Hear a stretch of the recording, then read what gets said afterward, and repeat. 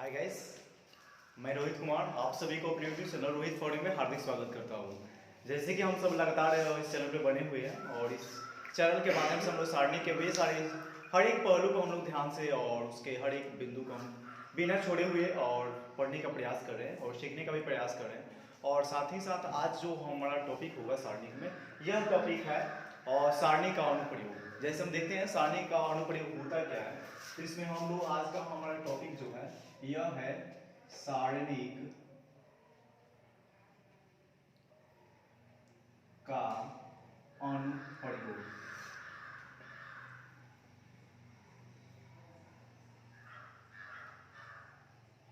आज हम लोग पढ़ेंगे सारणी का अनुप्रयोग, अर्थात इसे हम कह सकते हैं एप्लीकेशन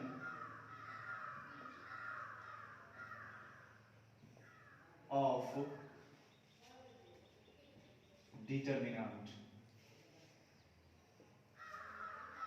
यही हमारा टॉपिक हुआ, एप्लीकेशन यानी एप्लीकेशन ऑफ डिटर्मिनेंट, सारणी का अनुप्रयोग। इसमें जो होता है अनुप्रयोग में हम दो तीन बिंदुओं को लेते हैं। आज जो हम लोग पढ़ेंगे यह त्रिभुज का क्षेत्रफल से रिलेटेड होगा।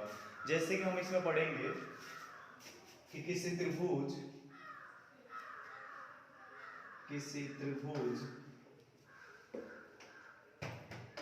के शीर्ष क्रमशः x1 y1 x2 y2 तथा x3 y3 हो तो उस त्रिभुज का क्षेत्रफल होगा। और इससे यानी हमें जब शीर्ष दिया गया हो और शीर्ष के माध्यम से हमें क्या ज्ञात करनी होती है, इसका क्षेत्रफल निकालना होता है। तो जैसे कि हम लोग त्रिभुज का क्षेत्रफल पढ़े हैं कि त्रिभुज का क्षेत्रफल होता है 1/2 आधार गुणे शीर्ष गुण, अर्थात हम इसे कह सकते हैं 1/2 b गुणे h अर्थात बेस गुणे हाइट। लेकिन इसमें कुछ अलग ही होता है, इसे हम एक मॉडुलस के रूप में हम इसका मान ज्ञात करते हैं, अर्थात मापांक में ज्ञात करते हैं। तो इसके लिए क्या करते हैं, हम सारणी का सहारा लेते हैं। तो इसका जो क्षेत्रफल होगा तो उसे हम लिखते हैं त्रिभुज का क्षेत्रफल, और जो त्रिभुज का क्षेत्रफल होता है वह इसमें होता है 1/2, और एक हम सारणी लेते हैं और इसे लिखते हैं 1 1 1, और इस x1 x2 और x3 को सजा लेते हैं y1 y2 y3, और इस प्रकार से हम इसका क्या निकाल देते हैं का मापांक। और यही मापांक ही क्या होता है, इसका जब मापांक निकाल लेते हैं तो यही इसका क्षेत्रफल हो जाता है। और सबसे विशेष हम लोग क्या करेंगे कि नोट में कुछ बातें लिखेंगे और कि कभी हमारा कंडीशन बनेगा कि क्षेत्रफल का जो मान आ जाएगा वो यदि निगेटिव आ जाता है तो लिखेंगे हमेशा त्रिभुज का क्षेत्रफल हमेशा धनात्मक होता है।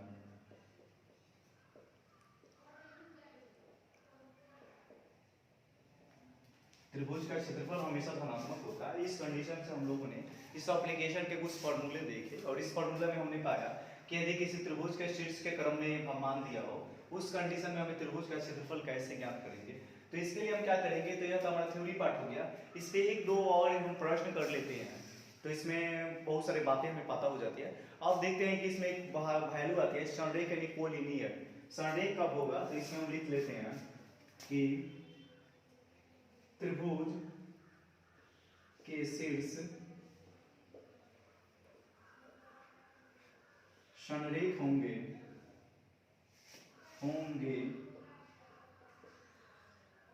यदि इसमें कंडीशन हो कि त्रिभुज का, अर्थात हम इसे लिख सकते हैं एरिया ऑफ त्रिभुज का जो भी मान है और वह किसके बराबर हो जाए, यदि 0 के बराबर हो जाए। त्रिभुज का क्षेत्रफल हम 0 के इक्वल करके हम क्या करते हैं, इस कंडीशन से हम उसके संरेख का मान ज्ञात कर लेते हैं। यहाँ पे इस प्रकार हमारा यह थ्योरी कंप्लीट हुआ और इसी थ्योरी के आधार पे हम एक प्रश्न लेते हैं और उस प्रश्न को कैसे हल करना है इसमें हम लोग सीखेंगे। जैसे इस प्रश्न को हम क्या किए, यहाँ पे तो थ्योरी पार्ट हो गया, और इसी थ्योरी पार्ट के माध्यम से हम देखते हैं प्रश्न को हल करेंगे, जिसमें आप सीखने का प्रयास करेंगे कि यह प्रश्न को हम किस प्रकार से इसका मापांक यानी जैसे आप क्षेत्रफल निकालेंगे मापांक किस प्रकार से निकाल सकते हैं। तो इस तरह से आप लोगों ने सीखा। अब देखिए इसका हम एक प्रश्न लेते हैं, और यह प्रश्न है कि किसी त्रिभुज के उस त्रिभुज का क्षेत्रफल निकालें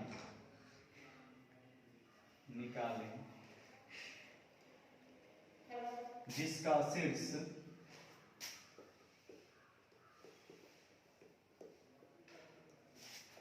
क्रमशः 2,3, 4,5 तथा 2,1 है। यह कोई प्रश्न हो गया। इस प्रकार के प्रश्न को हमें सारणिक से हल करना होता है। तो इसमें हम निकालते हैं क्षेत्रफल। जब इसका सॉल्यूशन करेंगे तो लिख सकते हैं एरिया ऑफ ट्रायंगल, अर्थात हिंदी में लिखना हो तो लिख सकते हैं त्रिभुज का क्षेत्रफल। और त्रिभुज का क्षेत्रफल निकालने से पहले हम इसे क्या करते हैं, कुछ वैल्यू में इरेज कर लेते हैं। तो एरिया ऑफ क्षेत्रफल निकालने से पहले हम क्या करेंगे इसमें, और लेट करेंगे, लेट, और इसे कोई हम शीर्ष मान लेते हैं। जैसे इसे हम शीर्ष मानेंगे ए, और ट्रायंगल में हम इक्वल का चिन्ह देकर इसे 3 और बार यानी 3 बराबर कर लेते हैं। तो इस प्रकार से हम इसे इसका त्रिभुज का शीर्ष समझते हैं। आज 2 और 3 हो गया। दूसरा हो जाएगा बी का, जब हम वैल्यू लिखेंगे तो बी का मान है 4, इतना यानी 4,5, और सी का जो मान है वह है 2,1। इस प्रकार यह क्या हो गया, इसे लेट कर लिए। और इसमें लेट करने के बाद हमें x1 और x2 का मान ज्ञात करना होता है। तो सबसे पहले क्या करेंगे, हम यहाँ पे लिखेंगे और x1 = 2, और लाइन से लिख सकते हैं x2 = 4, x3 = 2। इस प्रकार लिखेंगे y1 = 3, y2 = 5 और y3 = 1। यह हो गया। इसके हम शीर्ष को क्या किए, इस प्रकार से लिख लिए। अब यहाँ पे हम लिखते हैं कि त्रिभुज का क्षेत्रफल, और त्रिभुज का जो क्षेत्रफल होगा वो पता है हमें। त्रिभुज का क्षेत्रफल क्या होता है सारणी के फॉर्म में। तो सारणी के फॉर्म में जो त्रिभुज का क्षेत्रफल होता है वह होता है 1/2 1 1 1 x1 x2 x3 y1 y2 और y3। इस प्रकार से त्रिभुज का क्षेत्रफल होता है। और इसमें क्या करेंगे, 1/2 करेंगे और सभी का मान को हम लिख लेंगे। जैसे यहाँ पे x1 और x2 का मान दिख रहा है 2, 4 और कितना है 2, फिर इसके बाद है 3, 5, 1, 3, 5, 1। इस प्रकार हमने सारणी में सजा दिया। और इसका मान हम लोग क्या करते हैं, फाइंड आउट करते हैं। तो जैसे कि यहाँ पे होता है कि ट्रिक भी याद करेंगे, 23, 31, 12 से भी हम इसे क्या कर सकते हैं, सजा सकते हैं। तो 23, 31, 12 में हम क्या करते हैं और उसी फॉर्म में हम लिखते हैं, या सारणी के वैल्यू में ही फाइंड आउट कर सकते हैं। तो दोनों मेथड हमारे पास होती है। तो 1/2 को इसी प्रकार से लिखते हैं और यहाँ पे b ब्रैकेट दे देते हैं। अब इसका मान हम ज्ञात करेंगे। तो 1 के अलावा जब इसका मान ज्ञात करेंगे ना तो यह कैंसिल, जो बच जाएगा वह कितना होगा 4, 5, 2, 1। और यह फर्स्ट का हो गया। और इसी प्रकार हम लोग क्या करते हैं सेकंड का निकालते हैं, यानी कि फर्स्ट 1 का निकालेंगे तो इस 1 का तो हो गया, पहला प्लस होता है और दूसरा माइनस होता है और तीसरा फिर प्लस हो जाता है। तो 1 का निकालेंगे तो 1 के सामने वाला रो और पंक्ति कैंसिल हो जाएगा। जब कैंसिल हो जाएगा तो यह बचेगा 2, 3, 2, 1। फिर तीसरा लिखते हैं प्लस में और 1 का मान ही निकालेंगे। तो थर्ड वाले जब रो 1 का निकालेंगे तो इसके सामने वाला रो और पंक्ति कैंसिल हो जाएगा, और कैंसिल होने के बाद जो बच जाएगा 2, 3, 4, 5। इस प्रकार से हम बच गए। और इसी का हमें क्या करना पड़ेगा, मान ज्ञात करना पड़ेगा। जैसे हम क्या कर सकते हैं 1/2, और इसे हल करेंगे तो क्रॉस गुना कर लेंगे, 4 × 1 - 2 × 10 यानी 5, 10 में 5 कर लेंगे। यह हो गया कंप्लीट। माइनस करेंगे और इसका मान ज्ञात करेंगे। तो -2 × 1 और -2 × 3, और इस प्रकार हमने और यहाँ पे प्लस देंगे और इसे हल करेंगे तो 1 हो जाएगा। 2 × 5 - 4 × 3। और यहाँ हम लोग फाइनली यहाँ पे पहुँच चुके हैं। और इसके बाद हम क्या कर लेंगे 1/2, और 1/2 करने के बाद हम क्या करेंगे 4 करेंगे, और 4 में से क्या करेंगे और 4 हो जाएगा 5 × 10। 4 में से अगर 10 घटाएंगे तो यह कितना मिलेगा हमें -6 मिलेगा। ठीक है, यानी 4 में से -10 माइनस कर रहे हैं। उसके बाद हम देख रहे हैं कि माइनस करेंगे, 2 में से अगर 6 को घटाएंगे तो यह आ जाएगा -4 आ जाएगा, और माइनस से गुना कर देंगे तो प्लस हो जाएगा, तो +4 हो गया। इसके बाद हमने क्या किया, इसमें 5 में 2 से गुना करेंगे 10 हो जाएगा, या 4 में 3 से करेंगे तो 12 आ जाएगा। 10 में से 12 घटाएंगे तो यह -2 आ जाएगा। अब हमें पता होता है कि माइनस वाले को एक साथ जोड़ लेते हैं, तो माइनस वाले को एक साथ जोड़ेंगे तो यह हो जाएगा -8 + 4, और -8 में से +4 को घटाएंगे तो यह मिलेगा -4 गुने 1/2, और काट देंगे 2 से तो यह कितना आ जाएगा -2। लेकिन हम लोगों ने लिखे थे कि जो क्षेत्रफल होता है वो हमेशा ऑलवेज पॉजिटिव होता है, इसलिए हम क्या करते हैं, जो इस त्रिभुज का क्षेत्रफल आया है वह क्षेत्रफल कितना आ गया, तो यानी त्रिभुज का जो मान आ गया और एरिया ऑफ ट्रायंगल का जो मान आ गया यह कितना आया, 2 इकाई आ गया, और यही क्या हो जाता है, यही आंसर हो जाता है। और यही और इसमें हम लोग क्या सीखे, इसमें सीखिए कि कैसे इसका क्षेत्रफल निकालेंगे। एक और प्रश्न को सीखेंगे, और इस प्रश्न को एक और सीख जाएंगे ना, तो इसके आधार पे हम प्रश्न को निकालना यानी इस प्रकार के क्षेत्रफल से बना लेंगे। इसके बाद हम एक और प्रश्न देखेंगे जो संरेख से होगा और एक समीकरण से होगा, तो उसे देखिए और उसे सीखने का प्रयास कीजिए, और देखते हैं इसे कैसे किस प्रकार से हम दूसरे प्रश्न को ले रहे हैं, और उसमें से आप लोग सीखने का प्रयास करें। और इसमें देखते हैं ना दूसरा जो प्रश्न है, इस दूसरे प्रश्न को भी हल करने का हम सेम वे लगाते हैं, और इसमें एक लास्ट में आखिरी प्रश्न देखेंगे जो संरेख से होगा, और एक प्रश्न जो होगा वह समीकरण से रिलेटेड होगा। तो इस प्रश्न को देखिए और इसका सोल्यूशन किस प्रकार से हमें करना है। जैसे कि आप लोगों ने सीखिए, सबसे पहले इस चीज को हम क्या करते हैं, लेट कर लेंगे, तो यहाँ पे लिख सकते हैं माना, या इंग्लिश में कर सकते हैं लेट, माना कि, और ये एक शीर्ष मान लेते हैं तो लिखेंगे 2,7, एक शीर्ष बी मान लेते हैं वह हो गया 1,1, और एक शीर्ष मान लेते हैं हम क्या 10,8 को, अर्थात त्रिभुज के तीनों शीर्ष हो गए, और इस शीर्ष के माध्यम से क्या करेंगे, अब इसमें x1 और x2 को फाइंड कर लेते हैं। x1 = 2 हो जाएगा, x2 = हो जाएगा 1, और x3 का जो मान होगा वह 10 हो जाएगा। फिर y1 का लिख लेते हैं, तो y1 ने जो इस 2 के बाद वाला जो भी वैल्यू होगा, 2 7 है और 1 है और 8 है, तो यह हो गया 7, यह हो गया 1, और यह हो गया 8। अब इसमें हम लोगों ने क्या किया, इससे x1 और x2 को फाइंड कर लिया, और यहाँ से लिखते हैं त्रिभुज का क्षेत्रफल, और त्रिभुज का क्षेत्रफल हम लोग निकालेंगे तो लिखेंगे 1/2 1 1 1 x1 x2 और x3, y1 y2 और y3। इस प्रकार हमने यह फॉर्मूला हो गया सारणी वे में निकालने का। अब क्या करते हैं, इसका मान लिख लेते हैं 1/2, और जो भी हो x1 x2 और x3 का मान लिखते हैं 2 1 और 10। इसके बाद हो जाएगा 7 1 8, और यह क्या हो गया, इसमें हम लोगों ने देखा इसको सारणी में पुट कर दिए। अब पुट करने के बाद हम इसका मान ज्ञात करेंगे, तो इसका मान ज्ञात करने के लिए हमें पता होता है कि किसी पंक्ति या स्तंभ के क्या करते हैं, अनुदिश इसका मान ज्ञात करते हैं। तो जो हम एक के अनुदिश इसका मान ज्ञात करेंगे तो एक के सामने वाले सभी रो और कॉलम क्या हो जाएंगे, कैंसिल हो जाएंगे। जब कैंसिल हो जाएगा तो जो बचेगा उसी को हम लोग क्या करते हैं, लिख लेते हैं, और पहला प्लस होता है दूसरा माइनस होता है, और एक के लंब निकालेंगे तो इसके सामने जो रो है पंक्ति है वह कैंसिल हो गया, और कैंसिल होने के बाद बच जाता है 2 7 और 10 8। जैसे कि इसका मान निकालेंगे इस 1 का तो यह कैंसिल हो जाता है, और यह कैंसिल बचेगा 2 7 और 8, एक का निकालेंगे तो यह कैंसिल और यह कैंसिल। इसके बाद हम थर्ड में जाते हैं, तो इस यानी इस 1 का मान निकालेंगे तो इसके सामने जो भी वो कैंसिल हो जाएगा, बचेगा 2 7 1 1, और इस आधार पे हमने इसका मान ज्ञात किया सारणिक वे से। अब आगे हम इसी का मान ज्ञात करते हैं, तो देखिए लिखेंगे 1/2, और जो भी हो उसे नोट कर लेते हैं। जब इसका क्रॉस हम करते हैं तो क्रॉस करेंगे तो 1 में 8 से गुना करेंगे तो 1 × 8 हम माइनस कर लेंगे, और 10 × 1, ठीक है। फिर माइनस करेंगे, फिर इस 1 का निकालेंगे, यानी कि 2/2 कोटि में इसका मान है, तो 8 गुना हो जाएगा 16, और यह हो जाएगा 10, और 10 में 7 से गुना करेंगे तो 10 7 70, यह हो गया कंप्लीट। और इसके बाद जब इस 1 का निकालेंगे तो प्लस करेंगे, और इस 1 का मान ज्ञात करेंगे, तो 2 में 1 से करेंगे ना तो 2 हो जाएगा, और 7 में 1 से करेंगे तो 1 हो जाएगा, 7 हो जाएगा, और यह हो गया यहाँ पे कंप्लीट।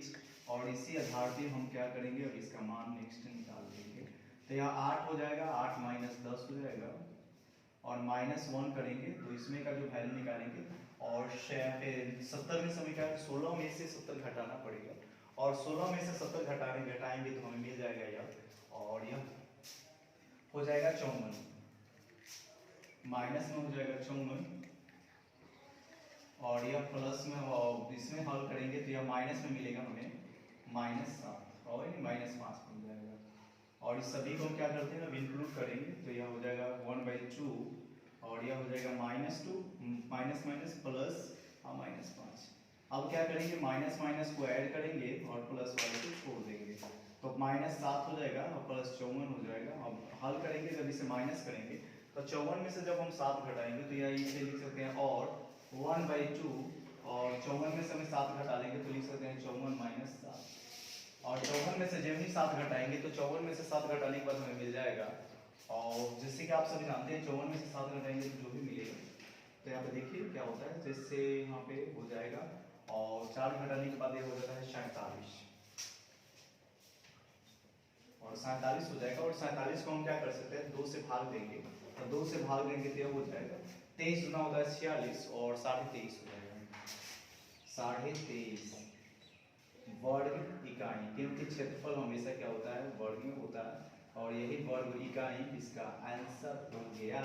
और इस आधार पे आप लोग क्या करेंगे, बहुत सारे प्रश्नों को दिया गया है और अनेक बुक में बहुत सारे प्रश्न दिए जाते हैं, उसी आधार पे आप लोग क्या करेंगे, इस त्रिभुज का क्षेत्रफल निकालेंगे। और एक प्रश्न आप लोग देखेंगे जिसमें हम लोग क्या ज्ञात करना होता है, सररेख निकालेंगे। तो सररेख निकालने के लिए हम क्या करते हैं, तो क्षेत्रफल हम शून्य के बराबर कर लेंगे। यदि क्षेत्रफल शून्य हो जाता है तो और शीर्ष का क्षेत्रफल, तो उस कंडीशन में उसका जो मान होगा वह सररेख होगा। तो इस प्रश्न को बनाने के लिए हम क्या करेंगे, सीखेंगे एक और प्रश्न को और उससे पता चल जाएगा। और इस प्रश्न में हमें क्या, हमें सीखने को फिर नया मिलेगा, इसमें संरेख की हम जांच करने सीख जाएंगे। तो इस प्रश्न को लेते हैं और इसमें संरेख निकालना हम लोग सीखेंगे। तो संरेख निकालने के लिए भी प्रोसेस सेम हम करेंगे।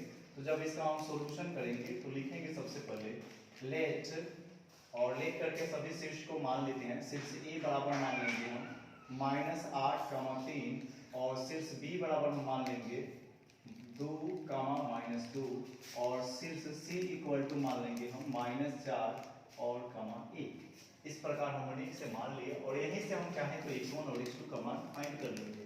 तो x1 का जो मान होगा -8 होगा, x2 का जो मान होगा वो 2 होगा और x3 का जो मान होगा वो -4 हो जाएगा। फिर y1 का जो मान होगा वह 3 होगा, y2 जो होगा वह -2 और y3 का मान देकर हम लिखते हैं तो वह क्या होगा। इस प्रकार हमने इसका मान निकाला। अब यहाँ पे लिखते हैं त्रिभुज का क्षेत्रफल। तो सबसे पहले त्रिभुज का क्षेत्रफल निकालने के लिए हमें क्या करना पड़ता है, त्रिभुज का क्षेत्रफल, और हमें संरेख भी देखा है, संरेख है या नहीं, इसका यदि मान 0 आएगा तो वह संरेख है। तो यहाँ पे लिखते हैं त्रिभुज का क्षेत्रफल और यहाँ से हम लोग त्रिभुज का क्षेत्रफल निकालेंगे तो यह होगा 1/2 1 1 1 x1 x2 x3 y1 y2 और y3। यहाँ तक हम लोगों ने क्या किया, इसका मान रखे और इसी पे हम क्या करते हैं, इसका मान हम पुट कर देते हैं। ठीक है, 1 1 1 और x1 का जो मान है वह है -8, x2 जो है वह है 2 और x3 जो है वह -4। फिर है 3 और 3 के बाद है -2 और यहाँ 1। और इसमें हम क्या करते हैं, इसका मान हम ज्ञात कर लेते हैं। यहाँ से जब इसका मान ज्ञात करेंगे तो किसी रो या कॉलम के एलम हम इसका मान ज्ञात करेंगे। जब इसका मान ज्ञात करेंगे 1 का एलम तो यह हो जाएगा -1/2, माइनस नहीं होगा और इसमें क्या करते हैं, एक ब्रैकेट देते हैं, बिग ब्रैकेट, और इसके अंदर हम सबका मान ज्ञात करेंगे। 1 के एलम निकालेंगे जब इसका मान, तो इसके सामने वाला रो और पंक्ति कैंसिल, तो बच जाएगा 2 -2 -4 और 1। पहला प्लस होता है और दूसरा जब हम निकालते हैं 1 का तो वह माइनस हो जाता है, जैसे हम लोग पिछले लेक्चर में पढ़े थे। तो यह हो जाएगा, इस 1 का निकालेंगे तो यह कैंसिल और यह कैंसिल, बचेगा कितना, -8 और 3 -4 और 1। फिर निकालते हैं +1 का, तो +1 का निकालेंगे तो इसके सामने यह रो कैंसिल और यह कॉलम कैंसिल, बचेगा क्या, -8 3 2 -2। और इस प्रकार हमने इसका मान ज्ञात किया। और एक स्टेप और इसको हम हल कर लेते हैं, यहाँ से लिखेंगे। अब इसमें हम लोग गुना करेंगे, तो गुना करेंगे तो हमें मिल जाएगा 2 में 1 से गुना करेंगे तो 2 हो जाएगा, यह माइनस है तो माइनस से गुना करेंगे माइनस में तो माइनस माइनस प्लस हो जाएगा, तो यह 4 गुना 8 हो जाएगा। यानी कि यहाँ पे लिख सकते हैं हम 8 -1 और इसे जब हल करेंगे तो यह हो जाएगा -8 और माइनस हो जाएगा 12।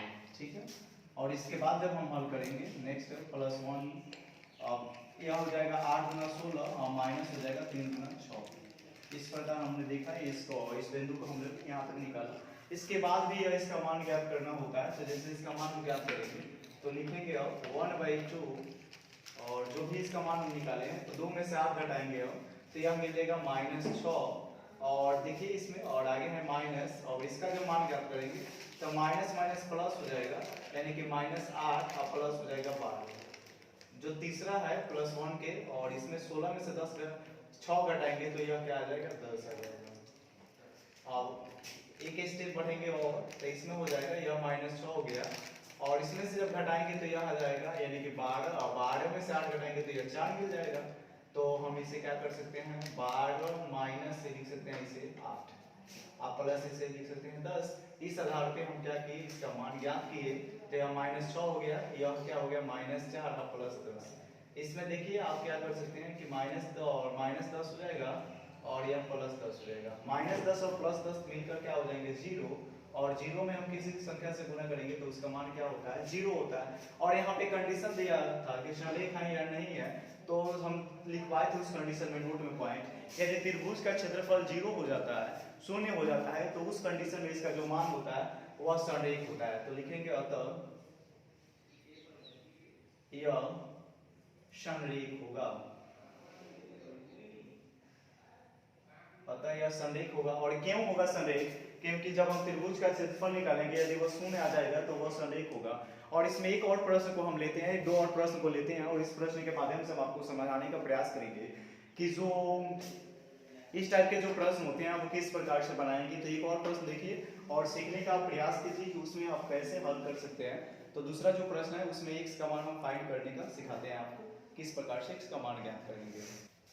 और इस प्रश्न में हम क्या सीखेंगे इस प्रश्न में जो हमें सीखना है x का मान निकालने के लिए सीखना है। तो x का मान निकालने के लिए हम क्या कर सकते हैं तो x का मान ज्ञात करने के लिए इसमें क्या करेंगे सब प्रोसेस वही करेंगे जहाँ पे क्षेत्रफल होता है ना वहाँ पे क्षेत्रफल की जगह पे हम लिख देते हैं 35 वर्ग इकाई और उसे क्रॉस करके हम इसका मान ज्ञात कर लेंगे। तो लिखेंगे यहाँ पे सॉल्यूशन और सॉल्यूशन में सबसे पहले क्या करेंगे लेट करेंगे और सबको सबसे पहले शीर्ष मान लेंगे। तो शीर्ष मान लिया गया यहाँ पे और देखिए यहाँ पे b हम b का शीर्ष मान रहे हैं जो है 2, -6 और c का जो शीर्ष होगा वह है 4, 5, 4 यह शीर्ष हो गया। और यहाँ से हम क्या करेंगे x और y z का मान ज्ञात करेंगे।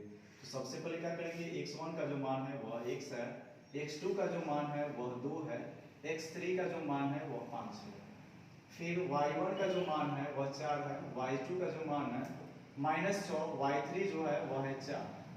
इसमें हम लोग इसका मान हम लोग फाइंड आउट किए और इसके बाद हम लिखेंगे त्रिभुज का क्षेत्रफल और त्रिभुज का क्षेत्रफल बराबर 1/2 1 1 1 x1 x2 x3 y1 y2 और y3।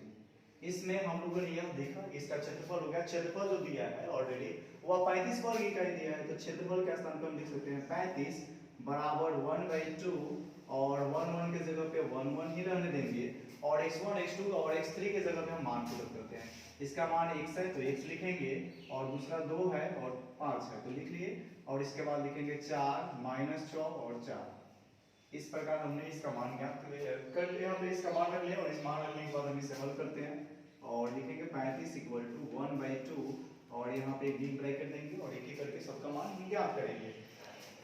1 का मान निकालेंगे तो इसके सामने वाले रो और कॉलम क्या हो जाएंगे कैंसिल हो जाएगा।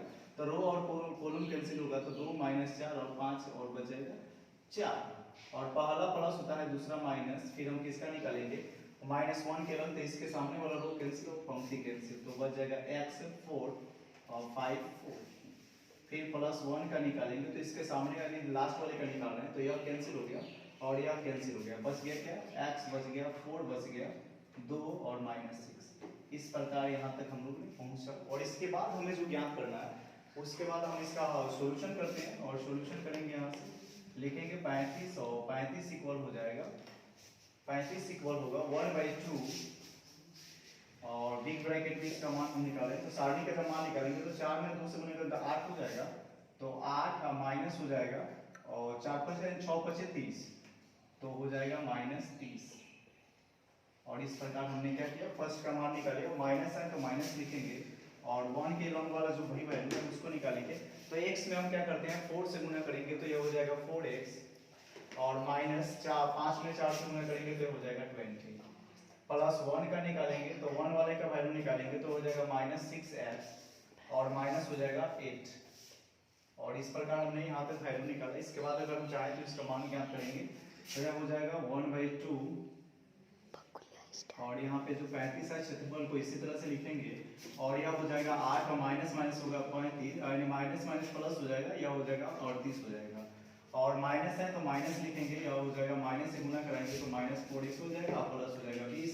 फिर यहाँ पे +1 है, 1 वाला लिखेंगे तो माइनस यहाँ 6x और -8 है तो इसको कर देते हैं 35 गुना यहाँ हो जाएगा 70 और 70 हो जाएगा। यहाँ पे अब इसका मान ज्ञात करेंगे तो यह हो गया 38 और 38 में किसको ऐड करेंगे +20 को और -8 कर लेंगे और -4x और माइनस कर लेंगे 6x। यानी सभी को हम क्या किए एक रूप में सजा दिए, जातीय फॉर्म में सजा दिए। सजाने के बाद हमें एक और मिल जाएगा इसका वैल्यू। जब इसको हम ऐड करेंगे तो यह हो जाएगा इसमें से 38 में से 8 घट जाएगा तो 30 हो जाएगा, 30 20 हो जाएगा 50 और यहाँ पे 50 हो गया माइनस माइनस यहाँ पे जब ऐड करेंगे तो यह हो जाएगा 10x। और इस प्रकार हम इसका मान निकालें और यहाँ पे देखते हैं कि हम इसको हल करते हैं 70 माइनस यानी 70 50 माइनस 10x और -10x निकालेंगे तो यह हो जाएगा 70 माइनस 50 हो जाएगा। अब हल करेंगे तो -10x बराबर हो जाएगा 20 और यहाँ पे 20 हो गया और इसके क्या करते हैं माइनस x बराबर हो जाएगा 20 बाटा हो जाएगा 20 बाटा हो जाएगा यहाँ पे 10 और 0 से 0 कैंसिल करेंगे -x बराबर 2 और x बराबर हो जाएगा -2। अर्थात जो x का मान आया वह कितना आया 2 आया। तो x के स्थान पे हम अगर 2 पुट अप करेंगे ना तो इसका मान जो होगा वह कितना 70 आ जाएगा क्षेत्रफल। तो क्षेत्रफल 70 आ जाएगा, वो यही क्या हो जाता है आंसर हो जाता है। इस पे आप लोग जहाँ पे हम लोगों ने x को क्या यहाँ पे x1 को क्या माने थे x माने थे और इस x के जगह पे अगर हम क्या रखते थे -2 रखते हैं तो इसका जो क्षेत्रफल आएगा वो क्षेत्रफल कितना आ जाएगा 70 आ जाएगा। तो इस प्रकार हम लोग ने x के मान निकालने के लिए हम लोगों ने क्वेश्चन को सीखा।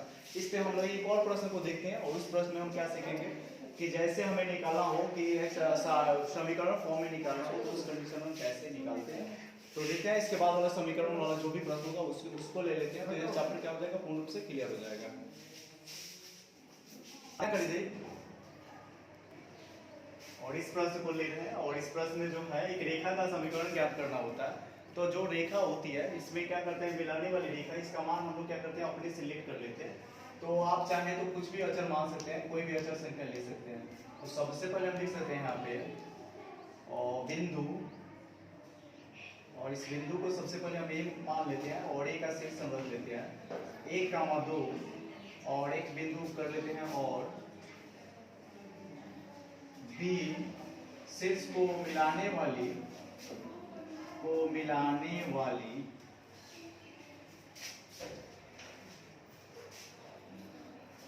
रेखा और वे क्या है और मान लेते हैं इसे PXY है, यानी P का जो शीर्ष है वह XY है, रेखा है PXY है। और इस आधार पे हम क्या करते हैं इसका क्षेत्रफल निकालेंगे। तो सबसे पहले हम लिखेंगे मिलाने वाली रेखा में सारणी का प्रयोग करके हमें बनाना होता है।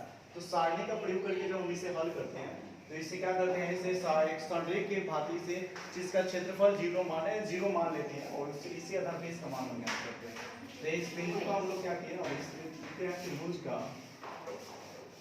क्षेत्रफल और क्षेत्रफल निकालेंगे 1/2 1 1 1 x1 x2 और x3 y1 y2 और y3 और इस पे हम क्या करते हैं इसमें पुट अप कर लेते हैं और जब इस वैल्यू को हम रखते हैं तो इसका मान निकल जाता है। तो 1/2 1 1 1 और इसमें क्या करना है हमें चेंजिंग जहाँ करनी होती है।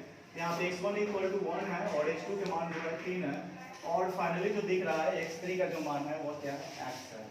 इसके बाद हम दूसरा जब निकालते हैं तो यह 2 है 6 है और क्या है y है और इस आधार पर हम इसमें क्या करते हैं इसे का मान कर लेते हैं 0 के इक्वल। जब 0 के इक्वल कर लेते हैं तो इस कंडीशन में इसका मान फाइंड कर लेते हैं। तो सबसे पहले क्या करेंगे इसका मान ज्ञात करेंगे तो लिखेंगे 1/2 और एक बिग ब्रैकेट देंगे और सभी प्रोसेस वही करेंगे जो हम इसके पहले वाले क्वेश्चन में किए थे। 1 के बाद इसका मान ज्ञात करेंगे तो उसके सामने का जो भी पंक्ति होगा या स्तंभ होगा वो कैंसिल कर लेंगे, यह कैंसिल हो जाएगा, बच जाएगा 3 6 x, y। फिर क्या करेंगे -1 का निकालेंगे और यह क्या है इसके सामने वाले रो और पंक्ति कैंसिल हो जाएंगे तो 1 2 x, y। और यह कंप्लीट हुआ और इसके बाद हम निकालते हैं +1 का, तो यह कैंसिल होने के बाद बचेगा 1 2 3 और इस प्रकार हमने इसका मान ज्ञात किया और इस आधार पे आप और इक्वल यहाँ पे लिखेंगे 0 और फिर एक बार हल करेंगे इसे तो 1/2 y में करेंगे तो यह हो जाएगा 3y या -6x। यह पहले वाला क्लियर होगा। -1 का जब वैल्यू निकालेंगे तो यह हो जाएगा y और माइनस हो जाएगा 2x, +1 का निकालेंगे तो यह 6 हो जाएगा प्लस हो जाएगा और माइनस हो जाएगा 6 बराबर हो जाएगा 0। और इस आधार पे हम क्या कर सकते हैं, इसका मान ज्ञात कर सकते हैं। और जब इसका मान हम ज्ञात करेंगे तो देखिए यहाँ पे हो जाएगा और 1/2 यह जो है इसे लिख सकते हैं हम 3y -6x और जब -6 में गुणा करेंगे तो माइनस में हो जाएगा y और प्लस हो जाएगा 2x और इसमें इसका जो वैल्यू निकालेंगे तो यह इसका वैल्यू क्या हो गया 0 हो गया। और इस आधार पे हम क्या कर सकते हैं, इसका मान हम समीकरण के फॉर्म में लिख सकते हैं। तो 3y में से हम 1y को घटाएंगे तो यह हो जाएगा 2y और -6x में से 2x को घटाएंगे तो यह हो जाएगा -4x बराबर कर लेंगे 0। और यहाँ पे जब इसके 0 के इक्वल करते हैं तो देखिए यहाँ पे क्या है 1/2 गुना में है यानी भाग में तो उधर जाएगा तो गुना में हो जाएगा 2y - 4x बराबर यह हो जाएगा 0 गुने 2 और 2y - 4x इक्वल टू हो जाएगा 0 और दोनों में से 2 को क्या करेंगे कॉमन कर लेंगे और कॉमन करने के बाद हमें जो मिलेगी वह क्या हो जाएगा 0 और 2 कॉमन हो गया। अब यहाँ से हम इक्वेशन जब बनाएंगे तो 2 - x इक्वल टू हो जाएगा 0/2 और अगेन अगर इसे हम हल करते हैं तो यह हो जाएगा y - 2x बराबर 0 और y बराबर हम पक्षांतर करेंगे तो यह निकलेगा 2x और यही हमें क्या होता है समीकरण निकालना पड़ता है। और यही जो समीकरण आया यही क्या होता है इसका आंसर होता है। इस आधार पे हम चाहें तो उस चैप्टर के सभी प्रश्नों को हल कर सकते हैं। इसी थ्योरी के माध्यम से आप लोग क्या करेंगे, इसी थ्योरी के माध्यम से इस सभी प्रश्नों को हल करेंगे, चाहे वो एनसीईआरटी बुक हो या किसी में यारी सवाल हो, सभी बुक में इसी प्रकार के सभी प्रश्न है। और सभी प्रश्नों को हम ले लिए हैं टाइप 1 टाइप 2 टाइप 3 करके। और यह क्लास 12 से है और सारणी का जो एप्लीकेशन है इसके बाद एक लास्ट बच जाता है एप्लीकेशन, उसे पढ़ेंगे और इसके बाद यह सिलेबस हमारे का पूर्ण रूप से खत्म हुआ। इसके बाद हम लोग डिफरेंशिएशन स्टार्ट करेंगे कैलकुलस, जो एग्जाम व्यू से बहुत ही इंपॉर्टेंट होगा। और आशा करेंगे कि आप लोग इस लेक्चर से बहुत ही संतुष्ट होंगे। बाकी जो भी प्रॉब्लम हो और समस्याएं जो भी दिखाई दे तो उसे कमेंट करेंगे और उस कमेंट के माध्यम से हम सुधारने का प्रयास करेंगे। Thank you, thanks.